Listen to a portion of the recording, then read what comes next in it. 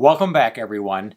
Summer sure goes by fast, so in this episode of my Prog Rock show, I will discuss the 3 latest albums I've listened to and we're diving deep.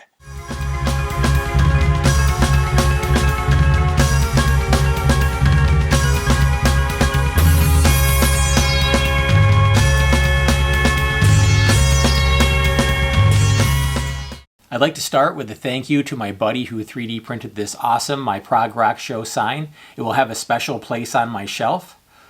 If you miss my midsummer listening experience, I will leave a link in the description below. Other than that, let's begin.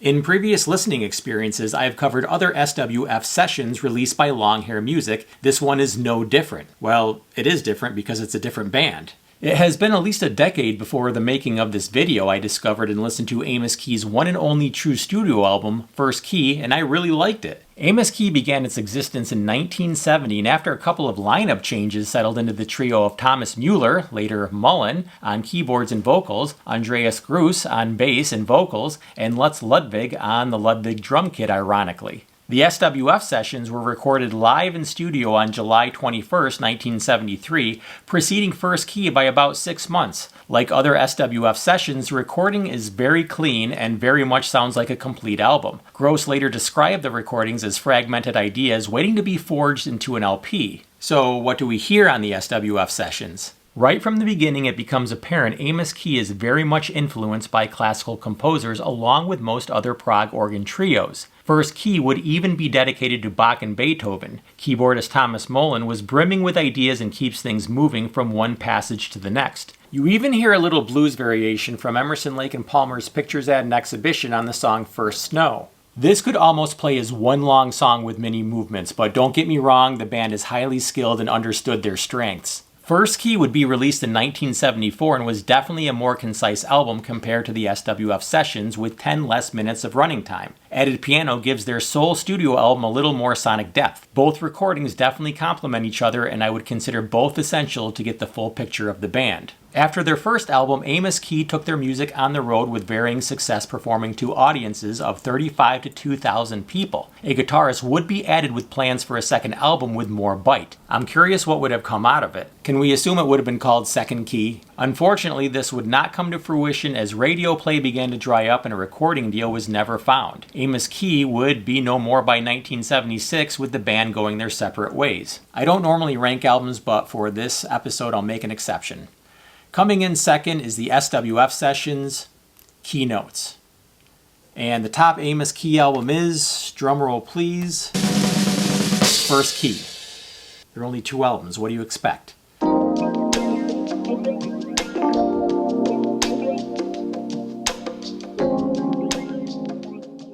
Just to recap my history so far with Kevin Ayers, it has been a mixed bag. I really liked his solo debut, Joy of a Toy, and I really didn't like his second album, Shooting at the Moon. 1971's Whatever She Brings We Sing brings back David Bedford from the first 2 albums, who was an important piece to the Kevin Ayers Canterbury prog sound, as well as Tubular Bells' Mike Oldfield from the previous album. Even Robert Wyatt from his old band Soft Machine makes a small cameo. The album starts off strong with the heavily orchestrated song There Is Loving, Among Us There Is Loving. It could almost be mistaken for a Frank Zappa song around his The Grand Wazoo period, at least to my ears. Another notable track is Song from the Bottom of a Well with its dark foreboding intro making full use of stereo. Again, this conjures up Frank Zappa in an I Am the Slime manner, with Ayers using his deep lecherous voice to convey dismal living conditions, although it predated I Am the Slime by about a year. It is very uncharacteristic of the rest of the album. The rhythmic nature and rhyme scheme of the lyrics sound like it could have been written by Dr. Seuss with a rough upbringing. The rest of the album is very laid back with Dixieland jazz and even country and western influences. Stranger in Blue Suede Shoes has Lou Reed written all over it. Ayers meanders with no destination and is in no hurry to get to wherever he ends up. At times I almost thought he was trying to put the listener to sleep. I listened to the album for the first time in the backseat of a car on a long trip with earbuds and I did just that. Man, it's a good thing I wasn't driving.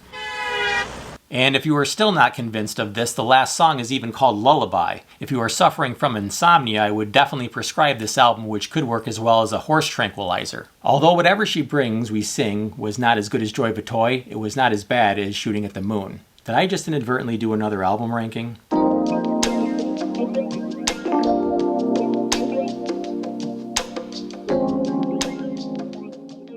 No, this is not the soundtrack to the 1954 Disney movie based on the Jules Verne novel by the same name. They use different units of measurement, as a league is roughly 3 nautical miles. Therefore, Captain Nemo and the Nautilus submarine in the movie went about 40,000 miles deeper into the sea than the band Nautilus did. So let's talk about the band. Very little is known about the history of the band, and the liner notes were no help at all. What we do know is that they were a 5-piece band from Switzerland consisting of guitars, keyboards, and of course bass and drums. Their first album, 2,000 Miles Under the Sea, the topic of the segment, was released in 1978. I would describe this album as status quo prog. It is not a bad album, but it offers nothing new. For 1978, there is no innovation, and I think it would have made a bigger impact if it was recorded 7 years prior. My first impression was that it was going to be a heavy prog album from the title track and first song on the album, but it soon delves more into symphonic territory. The music is played well with a couple of notable synthesizer parts, but don't look for any virtuosity here. Probably the only song that stood out to me was Lady. And no, it is not a cover of the Styx song. Nothing will ever compare to Dennis DeYoung's perfect love ballad. The Nautilus version of Lady offers a more inspired instrumental section that gets into a sort of funk groove. It is short-lived, but it is the only part that musically reflects the time period it was released. Usually by the late 70s, I like it when prog bands learn and expand what was done previously or start looking into the next decade. 20,000 Miles Under the Sea does neither. Surprisingly, it holds an aggregate score of 3.45 on Prog Archive, so it is not a bad album. They also released a second album, Space Storm, in 1980 that I will listen to sometime in the next decade. It was an interesting listening experience to say the least. When you roll the dice on these things, you never know what you're going to get. What are your thoughts on these albums? Let me know in the comments section below.